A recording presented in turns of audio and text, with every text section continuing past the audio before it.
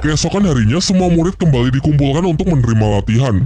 Namun Oishiki yang datang terlambat memasang wajah yang begitu gembira karena ternyata pagi ini ia telah mencapai level 30. Semuanya pun mengucapkan selamat. Pak Kepala Akademi Flander memerintahkan semua murid besok pergi ke hutan Shindu, versi lain dari hutan berburu, untuk membantu mencarikan cincin siluman roh ketiga untuk Oishiki, di bawah bimbingan dari Guru Zhao. Masih nyambung dengan Oishiki, latihan hari ini adalah memakan sosis penambah stamina dari skill roh pelindung milik Oishiki, dengan alasan agar tubuh mereka bisa terbiasa dan beradaptasi saat nanti berada di medan pertempuran yang sesungguhnya. Diperlihatkan semuanya merasa jijik dan tidak menyukainya. Namun di luar dugaan, Ning Roro secara sukarela maju untuk menjadi murid pertama yang akan melakukannya. Ternyata ucapan dari Tangsan dan Oishiki sebelumnya cukup membuatnya merenung semalaman dan menyesali sikap angkuhnya selama ini. Besoknya, Guru Zhao menghampiri semua murid yang sudah menunggunya untuk pergi ke hutan Shindu dalam rangka mencarikan cincin siluman roh ketiga untuk Oishiki. Ia kemudian meminta Dai Mubai agar menjadi ketua tim dalam misi tersebut. Dai Mubai lalu menyampaikan formasi kerjasama tim di mana Tangsan akan berada di garis depan, tepat di belakangnya dua tipe support. Xiaowu dan Mang Hojun diberikan tugas untuk menjaga sisi kiri dan sisi kanan, sementara dirinya akan mengambil alih area belakang. Setelah seharian tak menemui siluman roh yang cocok untuk Oishiki, mereka memutuskan untuk singgah di sebuah warung makan di dekat sana. Namun suasana yang tenang seketika rusak pasca kedatangan sekelompok anak yang diketahui berasal dari Akademi Changhui. Dai Mubai menceritakan bahwa Akademi Changhui merupakan akademi yang cukup terkenal, tetapi sebenarnya muridnya tak begitu kuat dan cenderung lebih menonjolkan sifat angkuhnya. Bisik-bisik itu terdengar sampai di telinga murid Akademi Changhui sehingga dibuatlah sebuah rencana untuk mengerjai para murid Sri Lanka. Seorang anak kemudian berjalan ke arah mereka dan secara sengaja menyenggol pelayan yang tengah membawa makanan.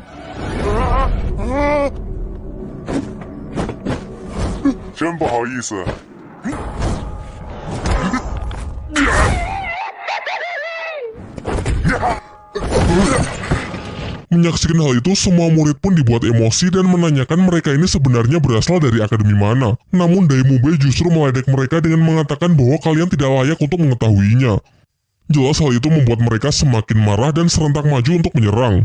Sementara pihak Dai Mubai cukup Xiaowu sajalah yang turun tangan memberi pelajaran mereka semua.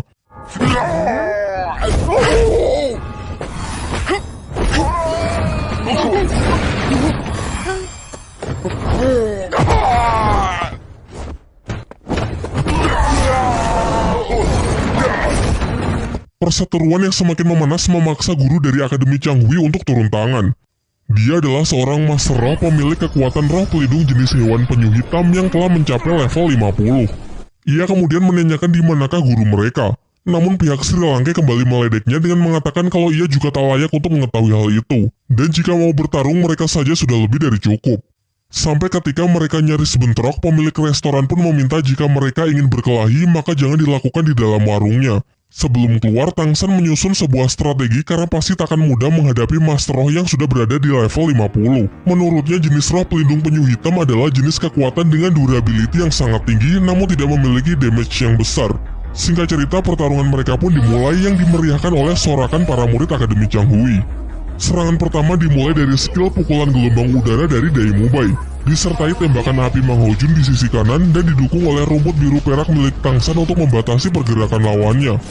Setelah tertangkap, Mang Hojun kembali mendapatkan aba-aba dari Tangsan untuk membakar habis guru Changhui dengan teknik semburan Phoenix api bersuhu tinggi. Sayangnya perkiraan Tangsan tak sepenuhnya benar.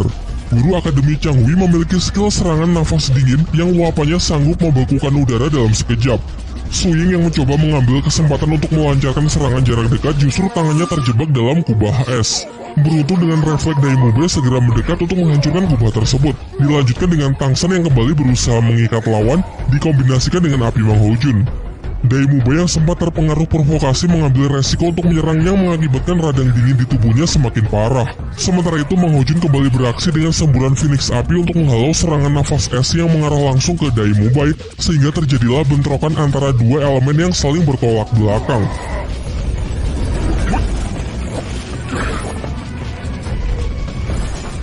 Saat pertarungan telah mencapai puncaknya, Guru Zhao datang menyela dan menyuruh semua siswanya agar segera kembali ke penginapan.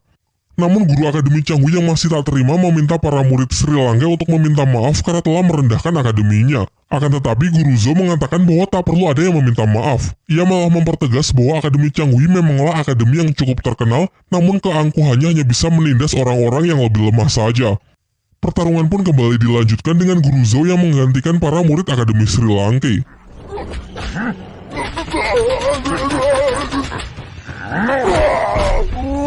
Dalam sekejap ia bisa menghajar habis-habisan guru Akademi Canggu, bahkan tanpa melibatkan kekuatan roh pelindungnya. Setelah pertarungan itu, Guru Zhou kembali menemui para muridnya dan mengatakan bahwa nanti ia akan memberikan latihan spesial untuk menghadapi sampah seperti itu. Di pagi harinya, di bawah bimbingan dari Guru Zhou, para murid Akademi Sri Lanka diajak jauh masuk ke dalam hutan Sindhu. Ia menjelaskan bahwa hutan Sindhu berbeda dari hutan-hutan yang dipelihara oleh kebanyakan kerajaan karena hutan ini masih sangat liar dan siluman-siluman roh yang ada juga sangatlah buas. Ia menyarankan kepada semuanya agar tetap berada di dekatnya dan tidak mengusik siluman roh tanpa perintahnya jika tidak ingin mati sia-sia, terutama Oishike dan Ning Rongrong. Ketika Dai Mumbai memimpin dan membukakan jalan, Tang San menyarankan agar tak sembarangan membunuh siluman roh muda agar ekosistem tetap terjaga. Di samping itu, bau darah yang ditinggalkan bisa memicu kedatangan siluman roh yang jauh lebih kuat. Setelah cukup lama mencari, mereka akhirnya merasakan hawa keberadaan dari seekor siluman roh yang cukup kuat. Su Ying pun diperintahkan untuk memeriksanya dan berhasil mendapati seekor siluman roh berjenis burung terbang berusia 1500 tahun yang akan sangat cocok digunakan sebagai cincin roh ketiga Oishike. Lantas mereka pun bekerja sama untuk memburu makhluk tersebut. Berdasarkan analisis Tang San, siluman ini tak memiliki serangan fisik yang terlalu kuat. Ia hanya mengandalkan kecepatan tinggi untuk menangkap mangsa lalu melilitnya. Cara paling efektif untuk memburunya adalah dengan menekannya menggunakan Phoenix Api Mang Ho Jun, sementara yang lain bersiap untuk menutup jalan agar siluman tidak bisa melarikan diri. Guru Zhou lalu menyerahkan tim di bawah kepemimpinan Tang San karena luasnya pengetahuan mengenai kekuatan dan kelemahan siluman roh. Perburuan berlangsung cukup sengit. Su Ying dan Dai Mumbai yang diperkuat dengan skill Ning Rongrong berhasil menekan siluman roh tersebut. Siluman yang ingin melarikan diri melalui jalur udara pun juga berhasil dicegah oleh Tang San menggunakan sangkar tumbuhan yang sangat besar. Namun saat Oishike hendak mengeksekusinya, ular itu melepaskan serangan yang beruntung berhasil dibelokkan oleh Tang San. Setelah jatuh ke darat, langsung disambut oleh sambaran api Mang Ho Jun dilanjutkan dengan serangan beruntun dari Guru Zhou yang mampu melumpuhkannya.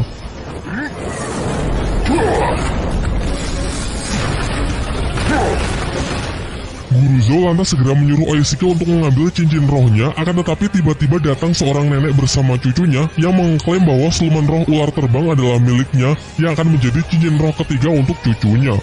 Hal itu karena ialah yang pertama kali menemukannya, dibuktikan dengan serangan tongkat yang ia goreskan ke perut siluman tersebut.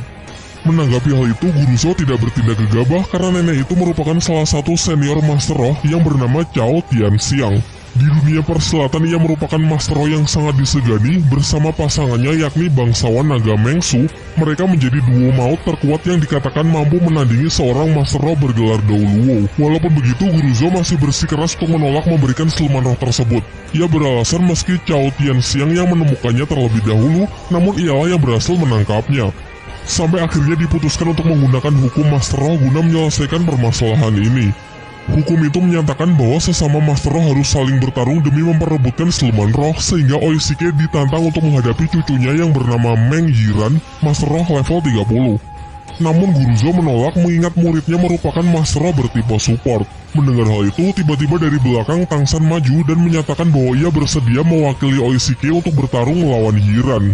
Sang nenek pun sepakat karena mengetahui kalau Tang San masih berada satu level lebih rendah dari cucunya, terlebih lagi roh pelindungnya hanyalah rumput biru perak. Singkat cerita, pertarungan pun dimulai. Diremehkan di awal menjadi keuntungan bagi Tang San untuk bisa melancarkan serangan kejutan.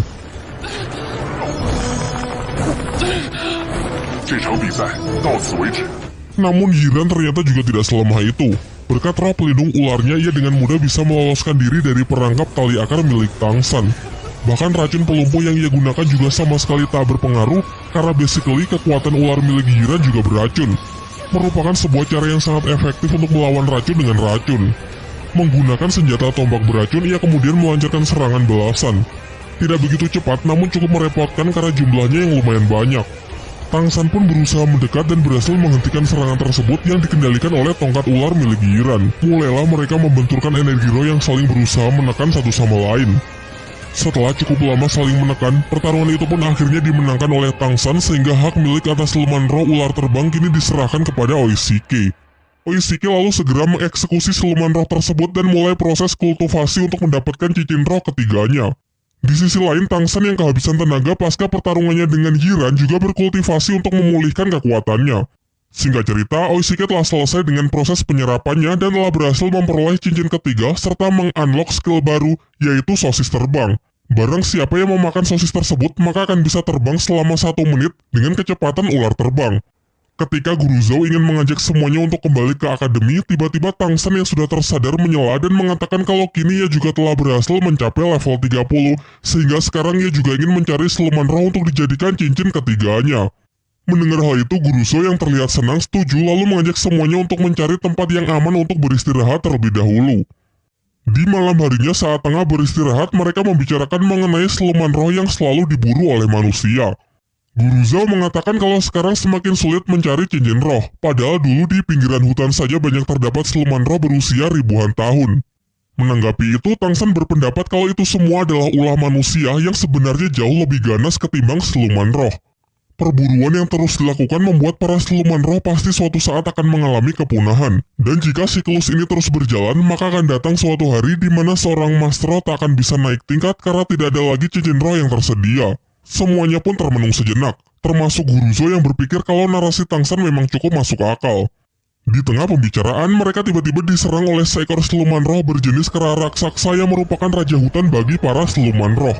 Mereka pun sontak dibuat sangat terkejut karena biasanya siluman jenis ini hanya tinggal di hutan terdalam dan sangat jarang keluar. Menurut Tang San, kera raksasa adalah mimpi buruk bagi para Master Roh. Pasalnya kekuatannya yang luar biasa kuat membuat seorang Master Roh bergelar dahulu sekalipun belum tentu bisa menandinginya. Dan bahkan dikatakan siluman ini mampu mengalahkan siluman roh jenis lain yang usianya jauh di atasnya. Tak hanya dari segi kekuatan, kecepatan, dan pertahanan, namun ia juga memiliki kecerdasan layaknya manusia. Guru Zhou yang sadar batasannya mencoba melakukan negosiasi karena siluman kera raksasa mengerti bahasa manusia. Ia pun berjanji akan segera pergi dan tak akan berani mengusiknya. Namun ketika menyaksikan kemarahan dari sang raja hutan, Guru Zhou pun segera memerintahkan semua murid untuk pergi terlebih dahulu, sementara ia memasang kuda-kuda untuk bersiap melancarkan serangan.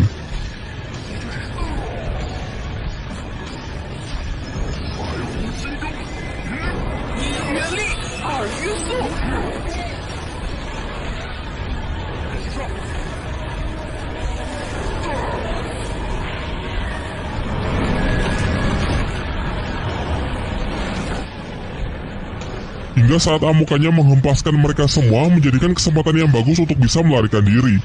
Namun naasnya Xiao berhasil ditangkap oleh siluman tersebut.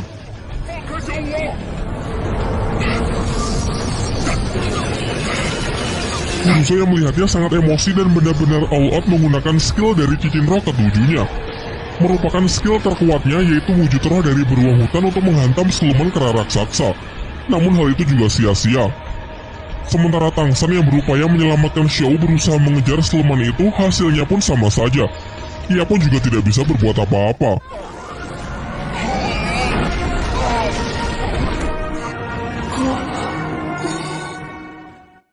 Dengan rasa kecewa yang amat mendalam, mereka semua pun beristirahat untuk memulihkan kondisi pasca insiden tersebut. Guru Zhou lalu menyampaikan permintaan maafnya karena tidak bisa menjaga Xiao. Namun menurut Tang San ini semua adalah salahnya karena sebagai kakak ia tak bisa menepati janjinya untuk selalu melindungi Xiao.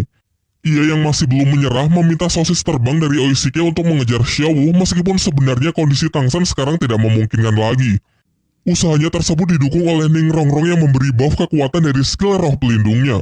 Guru Zhou yang awalnya dikira marah justru meminta Oishike untuk memberikan sosis terbang kepada yang lain dan menginisiasi untuk segera menyusul guna membantu Tang San. Sementara itu nasib Xiao yang dibawa kabur oleh siluman kera raksasa ternyata tak seburuk apa yang dipikirkan guru dan teman-temannya. Ternyata mereka berdua sudah saling mengenal satu sama lain. Xiao memanggilnya dengan nama Erming. Langsung saya sampaikan spoiler di sini ya, Xiao ini sebenarnya bukanlah manusia, melainkan jelmaan dari siluman roh berusia ratusan ribu tahun yang telah berevolusi menjadi manusia.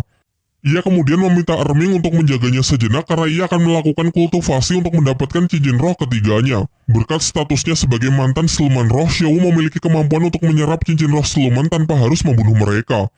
Di sisi lain, Tang San yang mengejarnya kehabisan waktu terbang sehingga terjatuh ke dalam hutan sebelum bisa menemukan Xiao Wu. Selain itu, kondisinya juga semakin buruk karena sebelumnya ia juga sudah terluka. Sialnya, ia malah bertemu dengan siluman roh buas berjenis laba-laba berwajah manusia.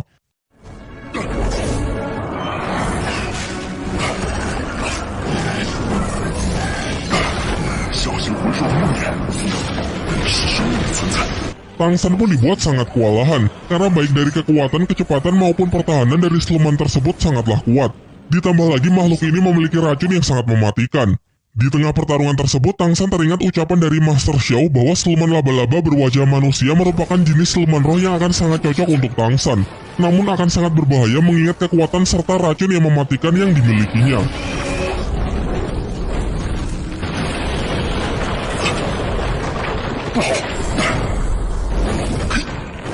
Singkat cerita, ia akhirnya menemukan titik kelemahan dari siluman tersebut, yaitu terletak pada wajahnya. Ketika Tang San telah berhasil menangkapnya dan nyaris melakukan finishing, kepalanya terasa sangat pusing dan kesadarannya justru kembali ke kehidupan masa lalunya saat masih berada di Sekte Tang. Di sana ia bertemu kembali dengan para tetua sekte yang mengatakan kalau Tang San telah berhasil diselamatkan dari jurang lembah neraka. Namun Tang San sendiri seakan hilang ingatan dan tak dapat mengingat apapun dari kehidupan barunya di Akademi Sri Lanka. Sampai ketika ia bertemu dengan salah seorang murid sekte, pikirannya ke-trigger membuat ia bisa kembali mengingat semuanya.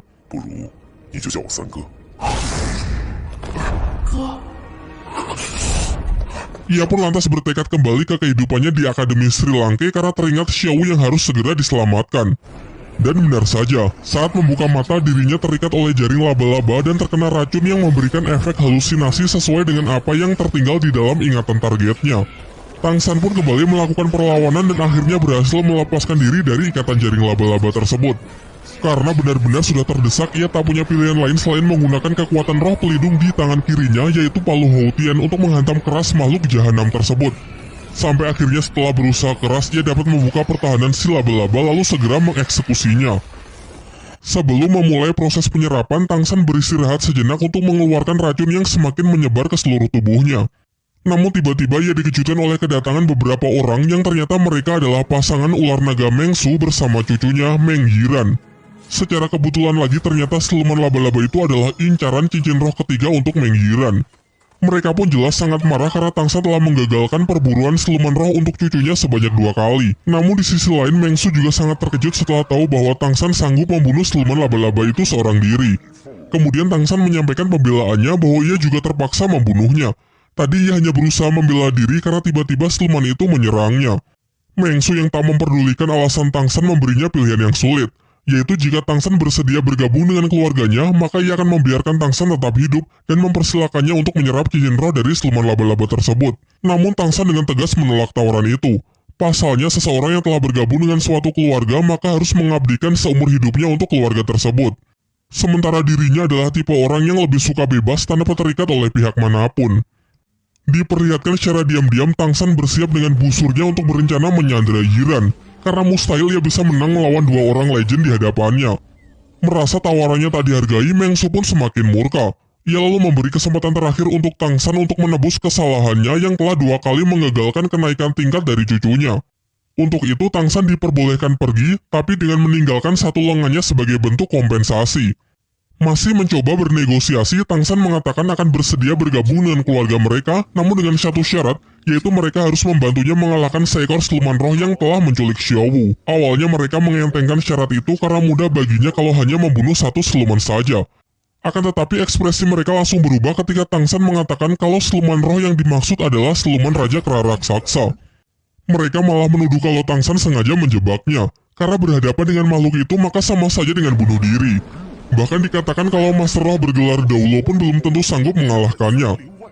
Karena keduanya tak bisa memenuhi syarat yang ia berikan, Tang San pun enggan untuk bergabung dan dengan tegas mengatakan kalau mereka ingin lengannya maka silakan ambil saja sendiri. Saat posisi Tang San sudah benar-benar terdesak, beruntung Guru Zhou dan teman-temannya datang tepat waktu untuk menghentikan kakek Mengsu. Guru Zhou jelas tahu batasannya yang tak mungkin bisa menang jika duo maut itu sudah bersatu. Ia lantas mencoba bernegosiasi dengan mengajak Mengsu untuk bicara empat mata. Setelah pembicaraan singkat mereka, seketika ekspresi kejam dari Mengsu berubah menjadi lebih hangat. Dari Guru Zhou, ia kini tahu kalau Tang San adalah murid dari Master Xiao.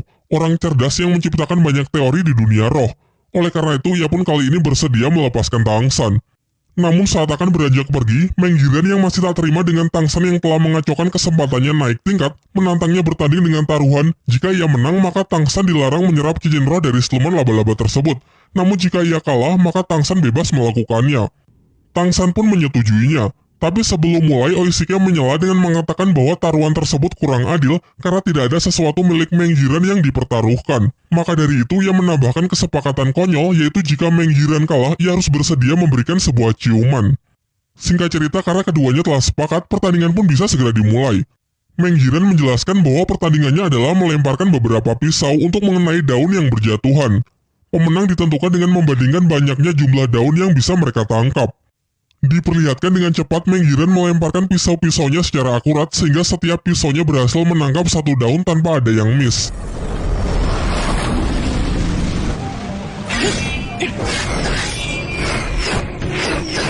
Melihat Tang San yang sedari tadi tidak bergerak membuat Meng Jiren kebingungan.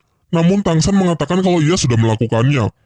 Hal ini diperjelas oleh Meng Su yang mengatakan bahwa Tang San memang sudah melakukannya dan ia menang telak dari cucunya tersebut. Meng Jiren yang belum bisa percaya lalu mengeceknya sendiri. Dan benar saja, semua pisau Tang San tertancap sempurna dengan 10 daun masing-masing di setiap pisau. Sangat jauh dari Jiren yang hanya 1 daun per pisau. Bahkan hebatnya Tang San melemparkan pisau dengan posisi membelakangi pohon tanpa menggunakan mata dan hanya mengandalkan insting yang telah ia latih sejak kecil. Kemudian Meng Su mengungkapkan kekagumannya kepada Tang San karena memiliki kemampuan yang ia sendiri bahkan belum tentu bisa melakukannya. Kemudian Tang San menghampiri Jiren yang nampak sedih karena telah kalah 2 kali. Tang San mencoba menenangkannya dengan mengatakan kalau jelas saja ia bisa menang, pasalnya ia telah berlatih menggunakan senjata rahasia selama lebih dari 9 tahun. Ia lalu menunjukkan senjata rahasianya yang jauh lebih kecil namun memiliki keuntungan lebih ringan sehingga sangat praktis digunakan sebagai senjata yang mematikan. Ia juga bersedia mengajari Meng Jiren dengan menjelaskan sedikit mengenai tekniknya yang ia sebut pelacak suara. Bukan melihat dengan mata, melainkan menggunakan indera pendengaran yang bisa merasakan setiap gerakan bahkan tanpa ada titik buta.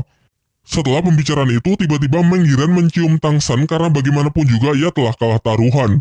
Semuanya pun dibuat tercengang menyaksikan fenomena itu. Dan setelah itu ia bersama kakek neneknya pun segera pergi dari tempat tersebut. Setelah kepergian mereka, Tang San segera meminta sosis pemulihan dari Oishike agar ia bisa segera memulai proses penyerapan mengingat Xiao yang juga harus segera diselamatkan. Proses penyerapan Tang San nampaknya begitu berat. Terlihat melalui gejolak energi luar biasa kuat yang dapat dirasakan oleh Guru Zhao. Di waktu yang bersamaan kita diperlihatkan Master Xiao yang mendapatkan selembar surat undangan dari Flander, kepala Akademi Sri Lanka. Sementara di sisi lain kita diperlihatkan scene dari Tang Hao, ayah dari Tang San, berpamitan dengan sebuah tempat yang dipenuhi oleh tanaman rumput biru perak untuk pergi menyelesaikan misinya di sebuah tempat yang ia sebut sebagai Balai Roh Pelindung. Di kesempatan berikutnya akan lebih diperjelas mengenai asal-usul Tang Hao muda beserta istrinya yang berjuang melawan Balai Roh Pelindung. Serta mungkin juga akan diperjelas mengenai kehidupan Tang San di universe yang berbeda karena masih sangat minim informasi yang bisa kita dapat sejauh ini. Baiklah, mungkin itu saja yang bisa saya bahas di kesempatan kali ini. Kalau kalian punya pendapat lain atau detail yang saya lewatkan, silahkan menulisnya di kolom komentar ya.